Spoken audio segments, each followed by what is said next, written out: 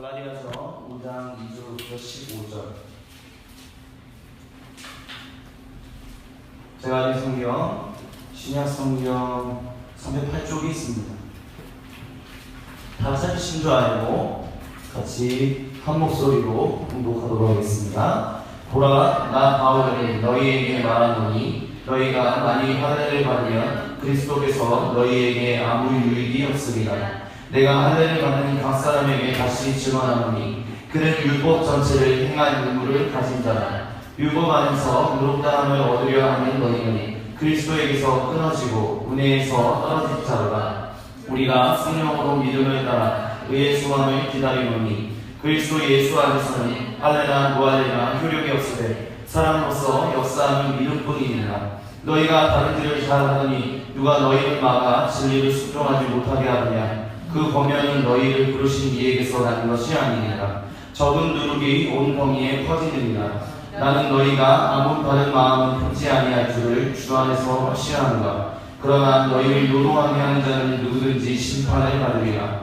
형제들아, 내가 지금까지 할례를 전한다면 어찌하여 지금까지 박해를 받으리요. 그리하였으면 십자가의 거짓돌이 제거되었으리니 너희를 어지럽게 하는 자들은 스스로 베어버리기를 원하노라. 형제들아, 너희가 자유를 위하여 부르심을 입었으나 그러나 그 자유로 육체의 기회를 삼지 말고 오직 사랑으로 서로 종료로 하라. 온 율법은 내 이웃 사랑하기를 내 자신같이 하라 하신 한 말씀에서 이루어졌나니 만일 서로 물고 먹으면 피차 멸망할까 조심하라. 아멘. 여러분, 자녀를 이제 키워보신 분들은 아실 텐데요. 자녀를 이제 아직 가져오시지 않은 분들은 이제 자녀가 태어나면 100일쯤 되는 때, 아기가 100일쯤 되었을 때 그런 걸 해요. 뭘 하냐면 수면 교육이라는 것을 합니다. 수면 교육이라는 게 말은 되게 거창하잖아요. 근데 별게 아니에요. 수면 교육이 뭐냐? 아기가 이제 낮과 밤이 이제 바뀌잖아요. 그러니까 그 낮과 밤을 원상태로 돌려주게끔 하기 위해서 이 시간은 너가 자는 시간이야, 이 시간은 너가 자는 시간이 아니야, 그거를 가르쳐 준다는 거죠. 근데 그걸 어떻게 가르쳐 주냐? 말이 안 통하잖아요. 뭐 아직 말을 하지 못하는 때니까. 그럼 어떤 식으로 하느냐? 그냥 쉽게 생각하면 이렇게 한다라고 보시면 돼요. 아기가 우잖아요. 근데 밤에 이제 만약에 낮과 밤이 바뀌어서 밤에 우는 아이가 있으면, 아기면 우는 것을 그냥 내버려 두는 거예요. 1시간을 우든 2시간을 우든 그냥 내버려 두는 거예요. 근데 이게 그냥 지금 우리가 생각했을 때는 쉬울 것 같잖아요. 우는 거 그냥 울면 그냥 내버려 두지, 뭐 그거 어려운 건가? 라고 생각하실 수 있겠지만 막상 아빠가 되고요, 막상 엄마가 되면 그게 쉽지 않습니다. 그러시죠? 그러셨나요? 아직 있어요? 쉬우셨나요? 이제 오래전 일이니까 한 몇 년 지나셨던 일이라서 그런데, 그 왜 그러냐면 특별히 엄마들이 더 어렵게 느껴지시는 경우가 뭐냐면, 이게 10달 동안 배에서 품다가 나왔잖아요. 그 다음에 아이를 키우잖아요. 그러니까 그 전에는 그래 뭐 잘할 수 있어 라고 생각했던 분들도 막상 엄마가 돼서 아이를 낳으면 아이 앞에서 아이가 울 때 이게 마음이 어떻게 해야 할지 모르겠다는 거예요. 그러니까 그러니까 엄마들이 되면, 제 아내도 그러는데 제 아내는 정말 잠이 많거든요. 정말 잠이 많은 사람이었는데 아이가 조금만 울면 바로 깨요. 오히려 아이를 위해서 2시간, 3시간마다 한 번씩 깨야 하는데, 한 번 잠을 한 10시간, 9시간은 자던 제 아내가 아이가 우는 것, 아니면 움직임 하나, 약간 내는 소리 하나로 2시간, 3시간마다 한 번씩 일어나는 것, 그걸 볼 때마다 놀랐거든요. 근데 그렇게 사랑이 넘치는 그 엄마들이 아기가 울든 계속 울든 1시간을 울든 2시간을 울든 수면 교육을 해야 한다 하면 마음을 딱 잡고 그렇게 한다는 거예요. 왜냐? 그래야만 이 아이가 밤에 잘 수 있고, 이 아이가 밤에 잘 수 있다는 것은 뭐냐? 모든 가족이 평안해질 수 있기 때문에. 왜 수면 교육 얘기를 했느냐? 솔직히 한번 좀 이렇게 생각해 봤으면 좋겠어요. 아이는 솔직히 말하면 그런 게 아직 없잖아요. 뭐 이성적으로 발달된 것도 없고, 아직 이 인성이나 어떤 그런 지각이나 그런 것들이 완전히 발달된 게 아니잖아요. 그렇기 때문에 이 아이는 자기가 먹어야 할 때 먹어야 하고, 싸야 할 때 싸야 하고, 자기가 자야 할 때 자야 돼요. 그래야만 잘 클 수 있어요. 근데 중요한 건 뭐냐면, 그렇게 계속 내버려 두면 이 아이는 이제 계속해서 그냥 그렇게 뭐라고 그럴까요? 무질서라고 해야 할까요? 좀 그런 형태로 계속해서 자라가게 된다는 거죠. 그냥 근데 그 아이가 그렇게 자라가든 뭐 밤에 자든 낮에 자든 밤에 먹든 낮에 먹든 밤에 싸든 낮에 싸든 상관없이 부모들이 그냥 계속해서 맞춰줄 수 있다면, 부모들이 그 아이의 그 사이클에 맞춰줄 수 있다면 그냥 수면교육 같은 거 안 해도 될 거예요. 하지만 그럴 수 없기 때문에 부모는 또 부모로서의 삶이 있고 아이는 또 아이로서 자기가 원하는 대로만 살 수 없는 것을 배워야만 함께 더불어 살아갈 수 있는 것을 우리가 깨닫게 되기 때문에 어머니들이, 아버지들이 찢어지는 마음을 갖고 아이가 1시간을 울든 2시간을 울든 그래서 지쳐 울어 잠들 때까지 내버려 두는 그런 일을 한다는 거죠. 왜? 그래야만, 그 힘든 일을 겪어야만 한 가족으로서 더불어 함께 살아갈 수 있기 때문에 아주 갓난아기 때부터 그런 일들을 한다라는 거예요. 우리가 지난주에 사도 바울이 내가 여러분이 다시금 하나님 앞에로 나오게끔 하기 위하여 해산하는 수고를 겪습니다 라는 표현을 우리가 말씀을 나눴었어요. 그런 것들이 일종의 이런 것이 아닐까라는 생각을 해요. 해산하는 수고가 뭘까요? 여자분들은 뭐 경험해 보신 분들은, 그리고 이제 앞으로 여자분들은 어쨌든 결혼하면 이제 경험하게 되니까 언젠가는 경험하게 되지만 남자들은 잘 몰라요. 해산하는 수고. 근데 해산하는 수고까지는 아니더라도 그에 조금은 뒤처지더라도 아 이런 거겠구나 라고 느껴지는 게 뭐냐면, 애기 잘 때 그 애기가 그 밤새 찡찡거리면서 울잖아요. 그때 엄마는 하루 종일 지쳤잖아요. 그러면 엄마를 위해서 엄마는 자고 그 한 아이를 위하여 나도 졸음을 무릅쓰고 졸음이 몰려오는데도 불구하고 계속 그 아이를 위해서 돌보고 또 돌보고 또 돌보는 거, 그런 것들. 그래서 제가 젖을 주기도 하고 제가 기저귀를 가기도 하고 제가 그렇게 해요. 저는 제 자신이 되게 신기한 게 뭐냐면, 제가 아이의 그 똥을 싼 기저귀를 간다라는 것 자체가 저는 저 스스로한테 굉장히 놀랍다라고 생각해요. 왜냐? 저는 굉장히 비위가 약한 사람이거든요. 비위가 생각보다 좀 약해요. 그래서 그런 걸 보면 좀 이게 계속해서 그 하루 정도는 머리에서 잔상이 남아가지고 밥을 잘 못 먹던 사람이었어요. 솔직히 말씀드리면 저는 그런 사람이었어요. 근데 그렇기 때문에 제일 걱정했었던 게 뭐냐면, 야 아이가 변을 보면 이걸 어떻게 내가 괜찮을까? 난 그런 거 못 참는데. 그래서 저는 공공 화장실 세상에서 제일 가기 싫었어요.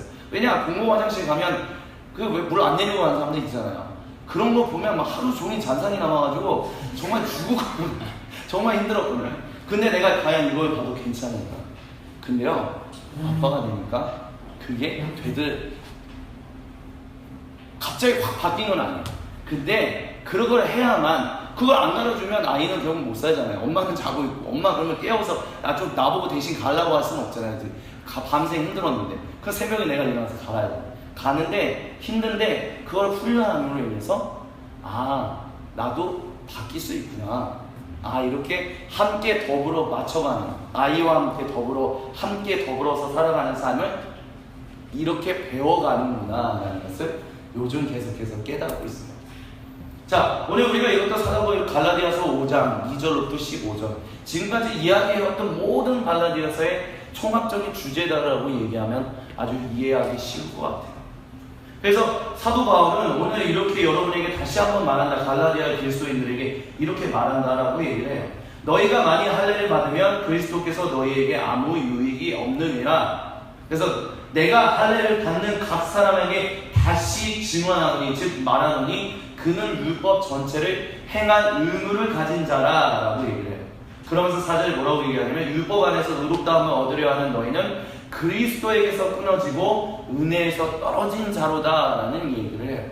이 구절이 갈라디아서 1장에 나오는 그 말과 굉장히, 그러니까 사도 바울이 성경에서 쓰는 가장 심한 용어들 중에 또 한 구절이다라고 보시면 되는데요. 즉 뭐냐? 율법을 지킨다. 너희가 율법의 할례를 받는다는 것은 이제 모세의 율법을 따라가겠다라는 그 선포인데, 다시 한번 다짐을 보여주는 건데, 너희가 율법을 따라가게 되면 너희가 결국 어떻게 되느냐? 그리스도께서 주셨던 그 구원이 끊어진다라고 지금 표현하고 있어요. 근데 여기서 우리가 좀 기억해야 할 게 한 가지가 있는 게 뭐냐면, 그러면 율법은 이제 더 이상 예수님을 믿었으면 아무것도 없는 건가? 율법을 더 이상 믿을 필요가 없는 건가? 우리는 보통 그렇게 생각을 해요. 그리고 어떤 목사님들은 율법과 복음을 비교하면서 율법은 더 이상 따를 필요가 없는 것, 폐기된 것, 이제 우리는 복음만 있는 사람들, 이런 식으로 약간 이분법적으로 얘기해 왔었지만, 여기서 말하는 아무리 율법에 대해서 이제 그것을 따르지 않아야 한다고 하지만 율법이 폐기됐다라는 얘기는 하지 않고 있어요. 특별히 오늘 우리가 그 주일 오전 예배 때 나눴던 성경 구절에 굉장히 중요한 말씀이 있어서 한 번 더 읽어보려고 하거든요. 고린도전서 9장, 오늘 우리가 읽었던 담임 목사님 오전 예배 때 9장 19절부터 23절 그 부분에 보면 이런 얘기들이 있어요.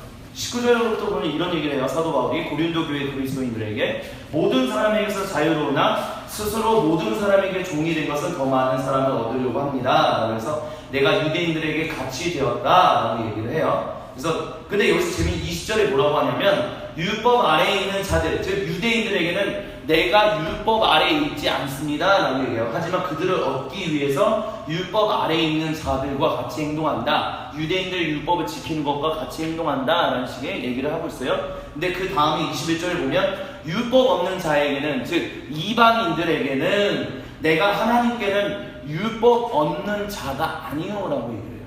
그러면서 뭐라고 얘기하냐? 도리어 그리스도의 율법 아래에 있는 자이나 라고 얘기를 하고 있어요. 즉 여기서 얘기하고 싶은 건 뭐냐? 사도 바울은 그 갈라디아에 있는 그리스도인들에게 너희가 율법을 따르면 그리스도로부터 벗어나고 그리스도를 그 의로함으로써 폐기된, 버림받는 것처럼 그렇게 하는 거지만 율법 자체가 폐기된 적은 단 한 번도 없다라는 얘기를 이 성경 구절을 통해서 얘기해주고 있다는 거예요. 뭐냐?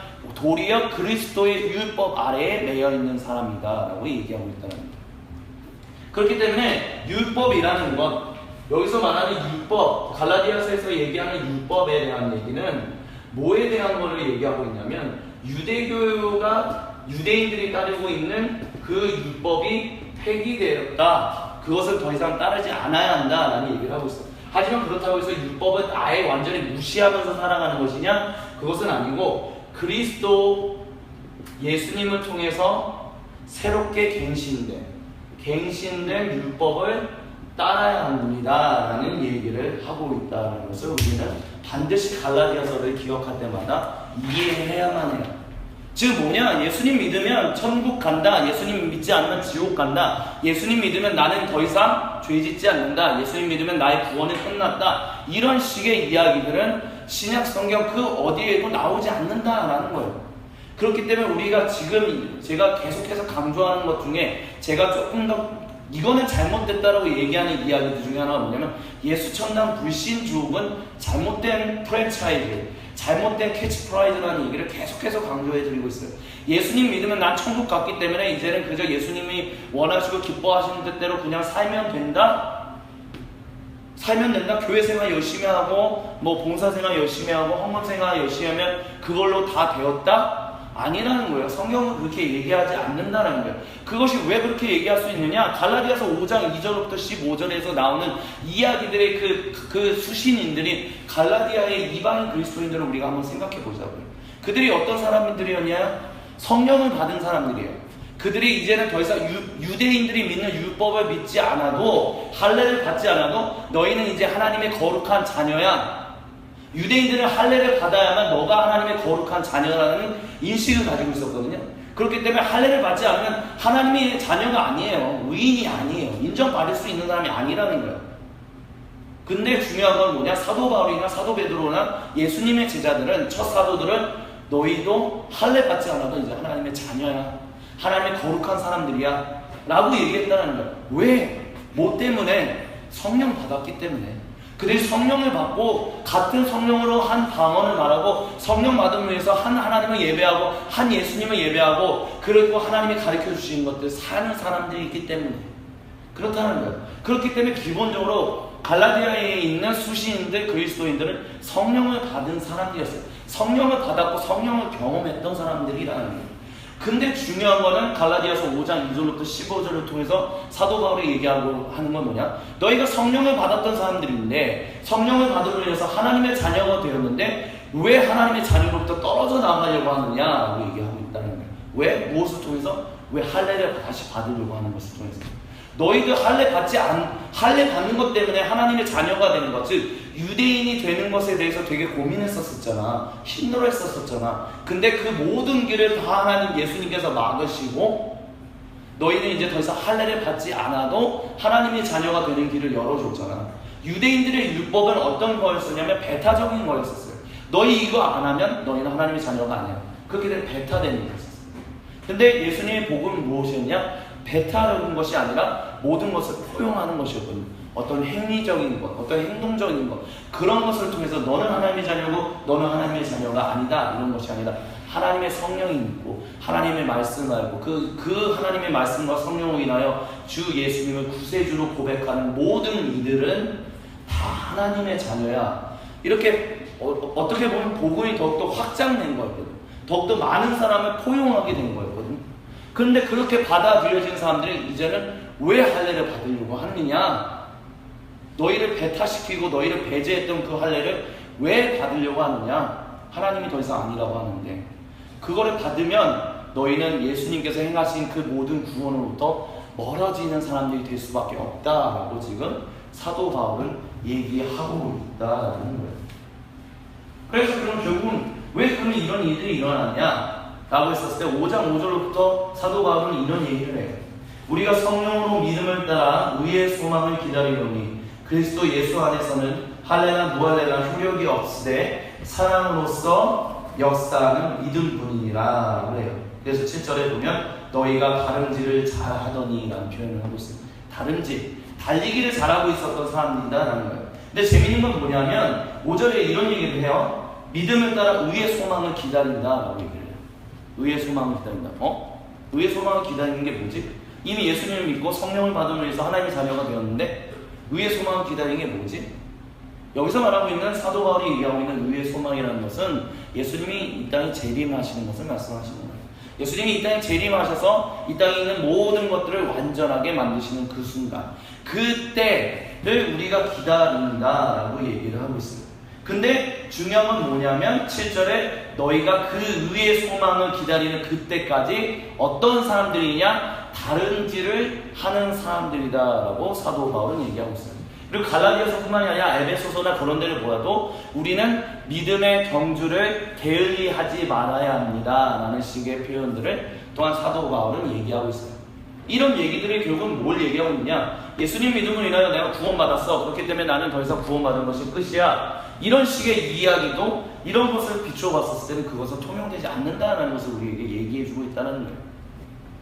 그리고 제가 예전에 어떤 단어적인 어떤 용법의 그런 단어를 가지고도 말씀드렸지만 예수님이 우리를 위하여 죽으시고 부활하심으로 인하여 그것을 믿음으로 우리가 의인이 되었다라고 얘기하는 것은 법정적인 선포다라고 말씀을 드린 적이 있었어요. 법정적인 선포 뭐냐? 너는 더 이상 죄인이 아니야. 땅땅땅 내려졌다는 거예요. 즉 예수님이 십자가에서 죽으시고 부활하심으로 인하여 당신과 나는 이제 더 이상 죄인이 아니에요. 이제는 하나님의 자녀예요. 의인이에요. 거룩한 사람들이에요. 라는 공포를, 법정적인 선포를 받았다라는 거예요. 하지만 그때에도 말씀드렸던 것처럼 성경은 법정적인 선포를 받았다라고 해서 너희가 모두가 다 의인이냐? 정말 너희가 생각하고 말하고 행동하는 마음에 품는 모든 것이 하나님 보시기에 다 의인이냐? 라고 했을 때 그렇지 않다라는 얘기를 하고 있다는 것을 얘기하고 있다라고 말씀을 드렸어요. 그렇기 때문에 우리에게 이런 것들, 즉 뭐냐? 우리가 법정적인 선포를 받은 사람들처럼 의의 열매를 맺는 사람들이 되어야 한다. 의의 소망을 가지고 그 의를 살아내는 사람들이 되어야 한다라는 얘기를 계속해서 사도 바울은 반복해서 얘기하고 있습니다. 그렇기 때문에 그래서 6절에 그리스도 예수 안에서는 할례나 무할례가 이젠 더 이상 효력이 없다.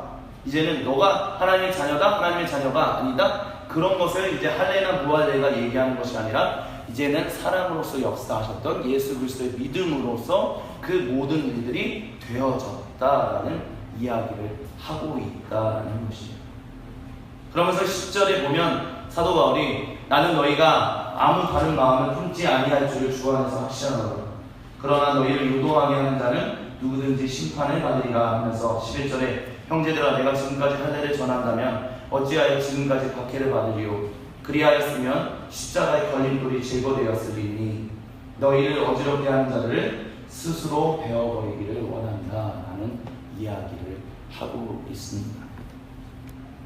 자, 이 모든 이야기들을 제가 처음에 얘기했던 어떤 그런 것과 한번 연결해서 한번 해보도록 할게요.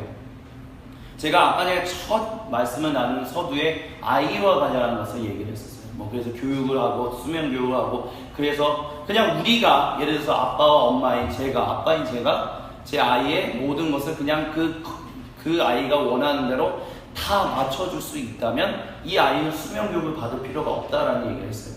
하지만 수면 교육을 받음으로 인해서 이 아이나 제가 함께 더불어 살아가는 것을 배운다라는 것을 우리가 말씀을 나눴었습니다. 이 말씀과 한번 연결해 볼게요. 자, 하나님의 자녀가 됐어요. 전적인 하나님의 은혜로 유대인이든 이방인이든 모든 사람들이 다 하나님의 자녀가 되었습니다. 그리고 한 번쯤 모두가 다 성령의 충만함을 경험했던 사람들이었어요. 근데 문제는 뭐냐면 성령의 충만함을 받음으로 해서 모든 사람들이 한꺼번에 짠! 함께 더불어서 사랑으로 나는 이제 당신과 영원토록 사랑을 잘 나눌 수 있어. 어떠한 부딪힘도 없고 어떠한 힘든 것도 없이 사랑을 잘 맺으면서 살아갈 수 있어. 그렇게 사람들이 변했던 것은 아니었었어요. 갈라디아의 그리스도인들 성령을 경험했었지만 그들이 그 성령을 받은 것과 상관없이 할례를 받음으로 인해서 그리스도 예수님께서 주시는 그 은혜로부터 떨어져 나가려고 했었어요. 왜 떨어져 나가려고 했었는가? 자기들이 조금 더 돋보이고 싶은 마음들이 있었기 때문에 그랬다는 말씀을 나눴었죠. 근데 사도 바울은 너희가 그렇게 해서는 안 된다. 너희가 다시 돌아와야 한다. 다시 함께 더불어서 살아가야 하는 것들을 배워나가야 한다라는 이야기들을 계속해서 반복하고, 그것을 위해서 내가 해산하는 수고를 하고 또 한다라는 얘기를 계속해서 갈라디아서를 통해서 말씀하고 있습니다. 만약에 사람이 성령을 받음으로 인해서 모든 것이 한꺼번에 다 바뀌었었다면 이런 훈련들, 이런 맞춰감들, 이런 것들은 아무것도 필요 없었을 거예요. 즉 내가 처음부터 내가 예수님으로부터 받은 사랑이 있기 때문에 내가 모든 사람들, 즉 예수님이 사랑하는 모든 사람들을 내가 어떠한 상황이든 어떠한 것이든 내가 100% 다 잘 사랑할 수 있다. 만약에 하나님이 우리를 그렇게 변화시켰다면 우리는 교회 공동체 가운데서 어려움을 겪거나 아니면 시기를 하거나 질투를 하거나 부딪힘을 겪거나 분쟁이 일어나거나 그런 일들은 일어나지 않을 거예요. 하지만 우리의 몸된 교회들을 봅시다. 얼마나 많은 일들이 일어나요. 별별의 일들이 일어나요. 저나 제 아이에 대해서 그것도 일종의 어떻게 보면 아주 하찮아 보이고 사소해 보이는 거지만 맞춰가기 위한 어떤 작은 다툼이다라고도 얘기할 수 있을 거예요. 만약에 제가 거기서 내 아이를 보고 왜 너는 밤에 잠을 안 자? 밤에 잠자! 소리 지른다고 해서 자게 될까요? 모르잖아요. 모르니까 못하잖아요. 그러면 저는 어떻게 해야겠어요? 그 아이가 그것을 배우기까지 계속해서 사랑으로 인내하고 사랑으로 하면서 가르치고 양육하고 또한 또 내 자신을 바꿔나가는 일들, 삶의 패턴을 바꿔나가는 일들을 계속해서 해야 하잖아요. 그래야만 가족으로서 함께 더불어서 살아갈 수 있는 거잖아요. 그것과 마찬가지로 갈라디아서에서 이야기하고 있는 이야기들도 그런 것이다라는 거예요. 너희가 성령을 받으면서 위해서 모든 것이 한순간에 다 바뀌었느냐? No! 그렇지 않다라는 거예요.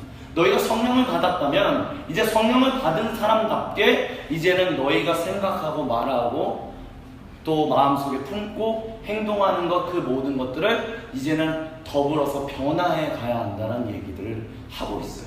왜냐? 함께 더불어서 살아가야 하기 때문에. 하나님이 우리의 모든 것을 갑자기 한순간에 다 바꿔버리시지 않으셨기 때문에.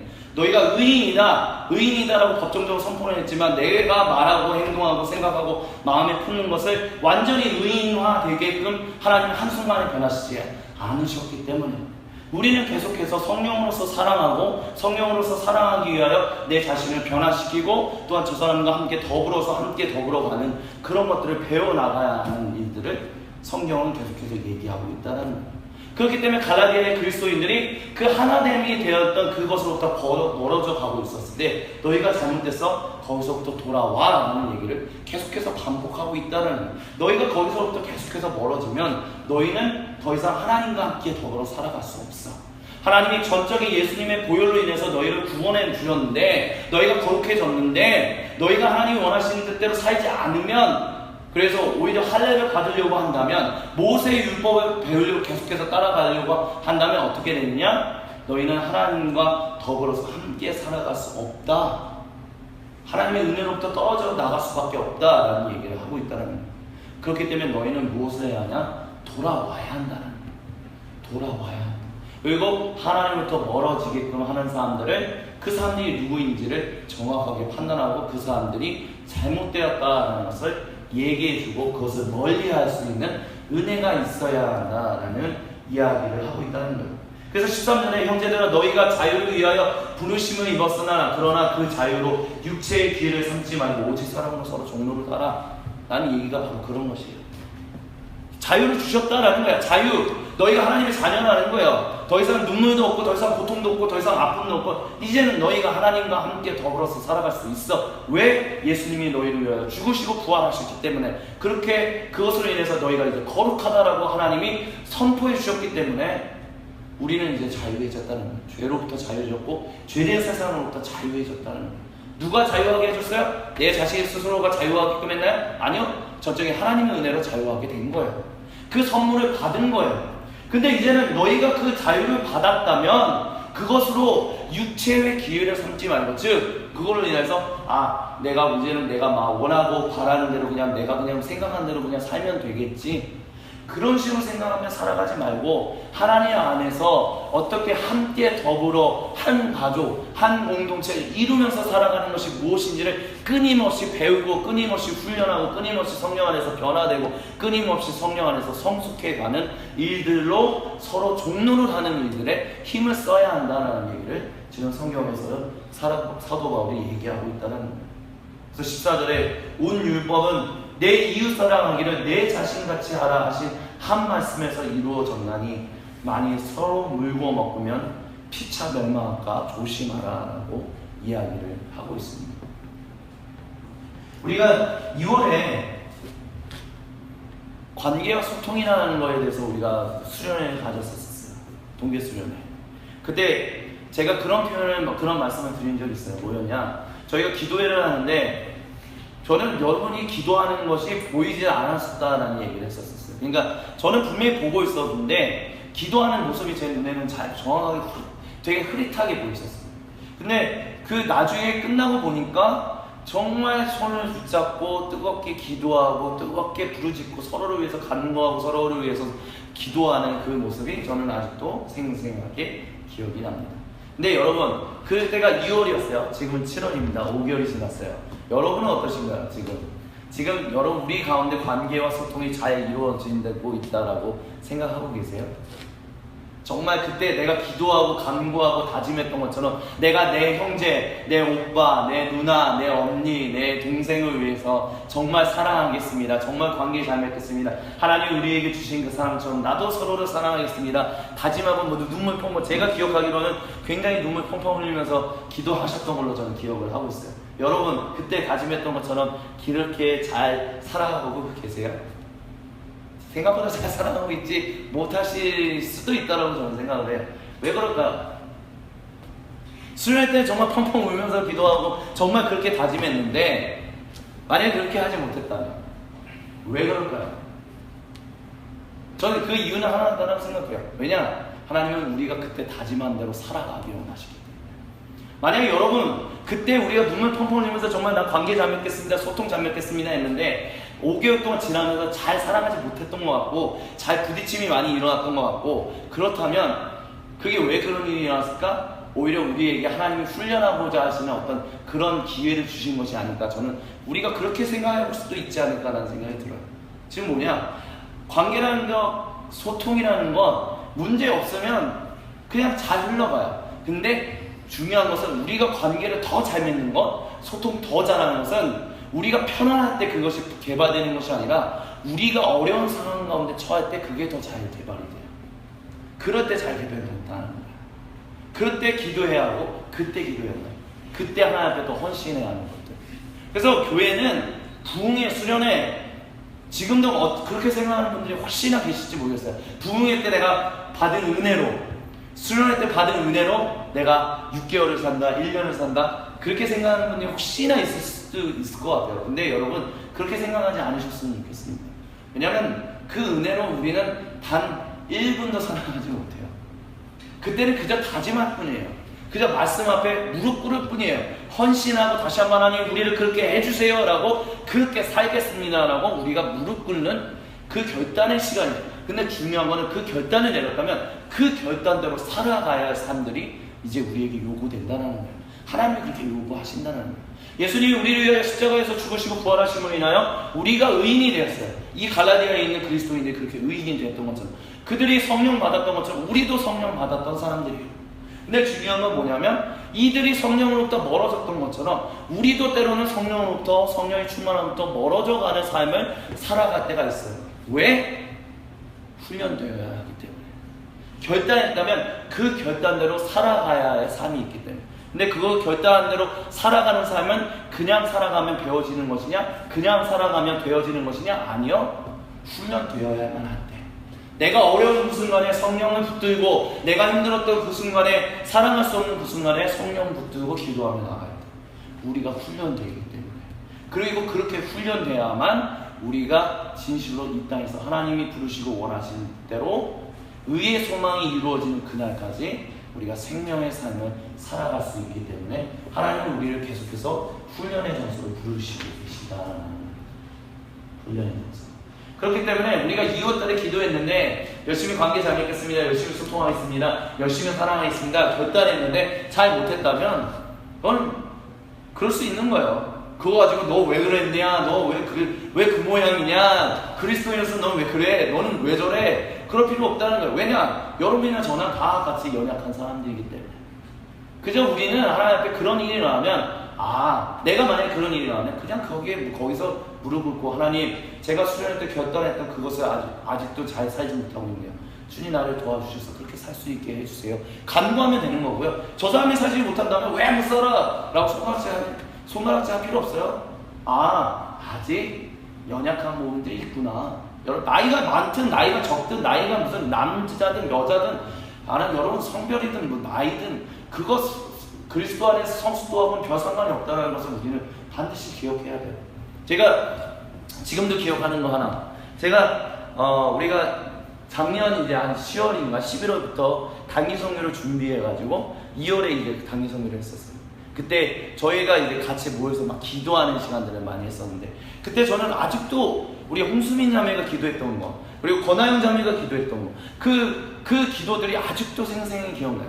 저는 그때 되게 솔직히 깜짝 놀랐었거든요. 왜냐면 우리 홍수민 자매님이나 우리 권하영 자매님이나 그때 기도했던 모습들이 그 전에는 그 기도하는 소리를 들으면서 제가 깨달았던 게 뭐냐면 이들에게 내가 예상하지 못했던 내가 미처 알지 못했던 그 믿음의 그 알맹이가 있네, 그런 게 있네 라는 게 보였었거든요.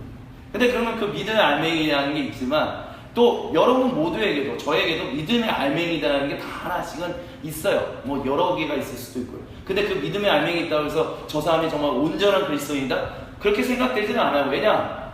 저 사람에게도 연약한 모습이 있고 이 사람에게도 연약한 사람이 있고 심지어 제 자신 안에도 연약한 모습이 있기 때문에, 즉 내 안에도 어떤 부분에서는 성숙한 모습이 있지만 또 다른 내 안의 어떤 모습에서는 또 성숙하지 못한 것들이 있거든요.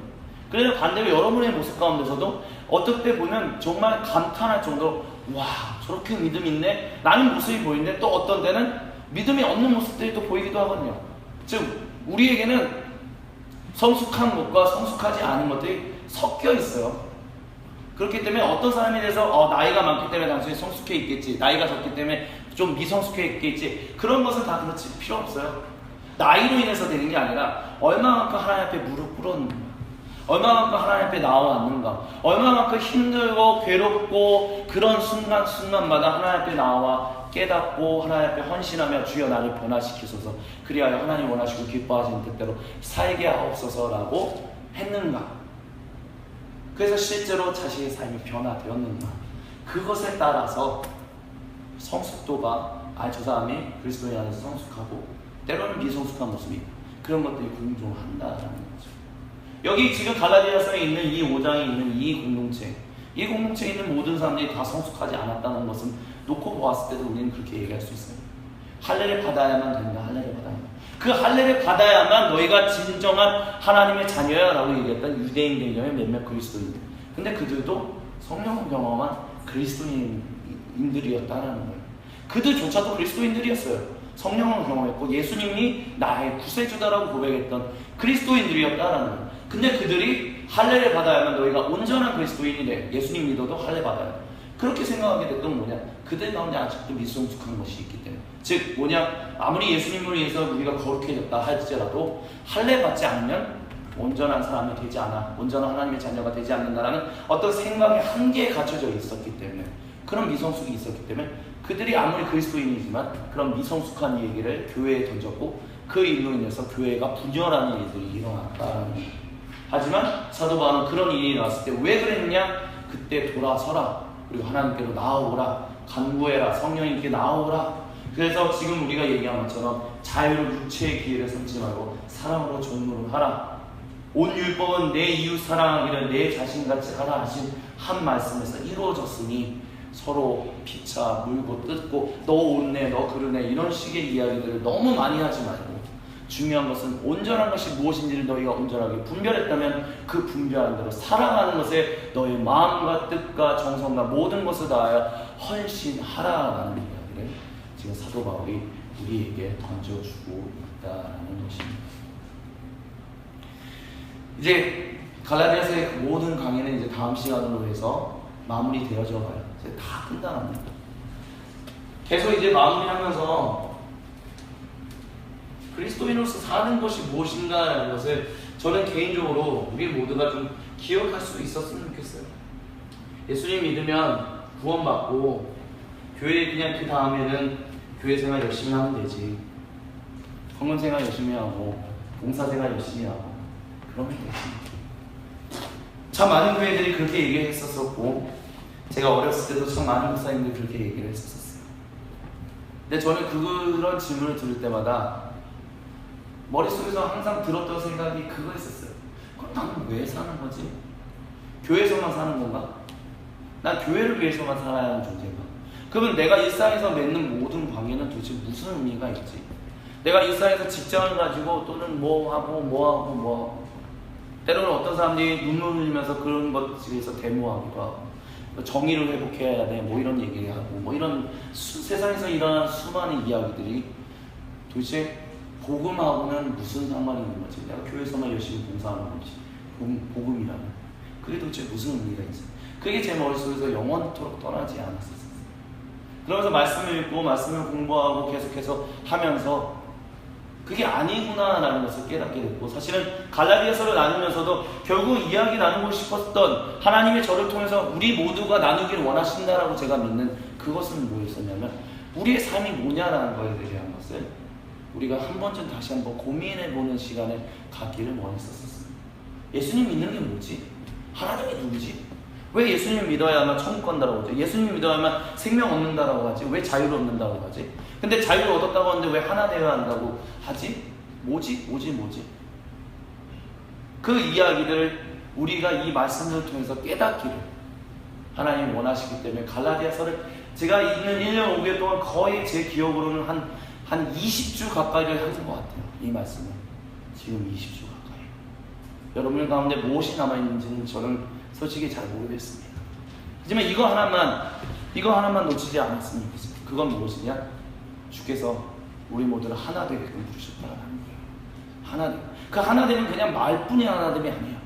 진짜 사랑하는 공동체, 진짜 위하는 공동체, 진짜 헌신하는 공동체. 여러분, 청년교회가 예전에 한 3, 4년 전에는 30명, 40명이 넘은 적이 있었다는 얘기를 들은 적이 있어요. 그래서 제가 계속해서 그런 얘기를 해요. 왜 그러니까 연약한 사람이다라고 생각하시면 될 것 같아요. 왜 인원이 그때만큼 많지 않지? 라는 고민이 생겨요. 왜 새로운 사람들이 자꾸 들어오지 못하지? 왜 계속해서 늘어나지 못하지? 근데 그럴 때마다 하나님이 저에게 주신 것은 인원이 많아지고 적어지는 것, 그것은 하나님의 은혜다라고 하나님이 저한테 감동을 주시는 것 같아요. 지금 뭐냐? 때로는 인원이 적을 수도 있고요. 때로는 인원들이 많아질 수도 있어요. 그래서 어떤 때는 막 그때 당시 얘기 듣기로는 한 3, 40명 정도 인원이 많아졌을 때는 굉장히 전도하는 사람들이 뭐 그룹을 이루는 사람들이 굉장히 많았었다는 그런 얘기를 들었어요. 근데 그 그룹을 이루었던 사람들이 지금에는 여기는 보이지 않죠. 어딘가에 또 흩어져 있겠죠. 근데 중요한 것은 하나님이 저한테 주시는 감동은 그런 거예요. 우리가 지금 여기서도 그룹을 이루고 있지만 우리도 언제까지 계속 그룹을 이루면서 살아갈지는 누구도 몰라요. 예를 들면 김영광 청년이 언제 필리핀으로 다시 떠갈지 누구도 몰라요. 여러분 가운데서도 또 꿈이 있고 때로는 정말 예를 들면 그냥 예리해요. 저는 김재훈 청년과 우리 홍세는 자매님 우리 두 부부는 평생토록 이 교회에 있을 거라고 믿어요. 근데요, 만약에 두 분이 갑자기 직장을 더 좋은 기회가 있어서 부산을 옮긴다라고 생각합니다. 그럼 이 교회를 부산에서 매주 오는 거는 힘들겠죠. 그러면 또 이동하게 되겠죠. 그러니까 인원은 많아질 때도 있고 적어질 때도 있고 그런 거예요. 근데 중요한 것은 우리가 기억하는 게 교회 공동체는 특별히 인원이 많아지면 건강하지, 인원이 적어지면 건강하지 못하지, 그런 생각들을 가지게 될 때가 좀 많아요. 왜냐하면 인원이 많으면 뭔가 잘 돌아가고 있구나 이렇게 생각할 때가 있고요. 인원이 줄어들면 뭔가 문제가 있구나 그렇게 생각하게 된다는 거죠. 저도 그런 생각을 가질 때가 많아요. 하지만 하나님은 인원이 많아질 때도 있고 적어질 때도 있고, 그것은 하나님이 우리의 삶을 인도하시는 순간순간의 어떤 흐름 가운데서 이루어지는 일이다라고 저는 그렇게 믿습니다. 근데 중요한 것은 우리가 기억해야 할 것 한 가지는 뭐냐, 인원이 많든 인원이 100명이 되든 200명이 되든 300명이 되든 아니면 인원이 15명이 되든 10명이 되든 중요한 것은 똑같은 일은 똑같이 일어나요. 우리 교회에서 일어나는 이슈들이 예를 들어서 있다면 우리 교회만 있을 것 같아요. 큰 교회도 있어요. 작은 교회, 큰 교회, 사람 모이는 곳에는 동일한 이슈들이 계속해서 반복적으로 일어나요. 근데 중요한 것은 무엇이냐면 그런 이슈들이 일어날 때, 그런 구체적인 상황들이 일어날 때 그 상황을 우리가 어떻게 직면하고 그것을 어떻게 주님 주시는 말씀으로 극복하고 사랑하며 하나 되면 깨지 않고 넘어가는 것입니다. 그것을 그렇게 넘어가는 공동체는 인원이 아무리 적든 인원이 많든 그 교회 공동체는 건강한 교회 공동체고요. 그것을 그렇게 하지 못하면, 인원이 아무리 많아도 그것을 제대로 직면하지 못한다면 건강하지 못한 공동체다라고 얘기할 수밖에 없어요. 그렇기 때문에 하나님은 우리에게 말씀하시는 거 한 가지 뭐냐, 인원이 많든 적든 우리 안에서 정말 생명이 나눠지고 있는 거다. 우리 안에서 정말 힘든 일이 있을 때 그 힘든 일을 뛰어넘는 그 사랑으로 서로 종로를 하고자 하는 헌신과 다짐과 섬김이 있는가, 그런 일들이 계속해서 우리 안에서 반복해서 일어날 때 우리 청년교회 공동체는 영원토록 건강할 수밖에 없을 거다라고 얘기할 수 있다라는 것입니다. 그렇기 때문에 많은 사람들이 그런 얘기를 해요. 교회 참 건강하네, 교회 참 건강하지 못하네, 많은 얘기를 합니다. 근데 중요한 것은 아까 미발 청년이 우리 초반에 얘기한 것처럼 중요한 것은 참 건강하지 못하네 라는 얘기하기 전에 나는 이 교회 공동체가 건강해지게끔 위하여, 내가 성령을 받은 하나님의 전으로서 정말 건강한 사람으로서 살아가기에 정말 헌신하고 있는가, 그것을 우리는 계속해서 깨닫고 질문하고 끊임없이 분별하면서 나아가야 하지 않을까, 저는 그렇게 생각합니다.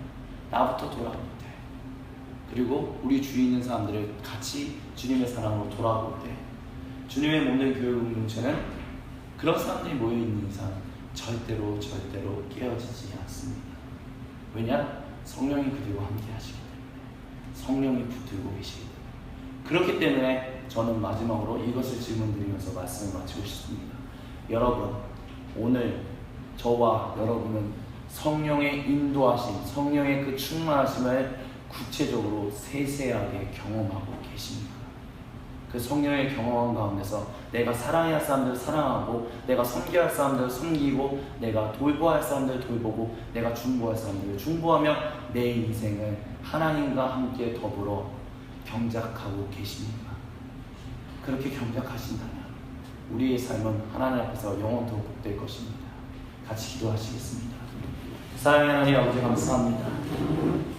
주의 말씀이 우리 안에 심겨졌을 때 그것이 정말 깊게 뿌리내려 하나님 아름다운 열매들을 맺을 수 있게 주여 우리를 떠나지 마옵시고 말씀과 성령으로 항상 함께하여 주옵소서.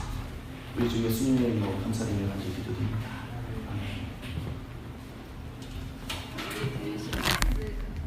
들으신 말씀 가지고 함께 기도하시겠습니다. 기도하실 때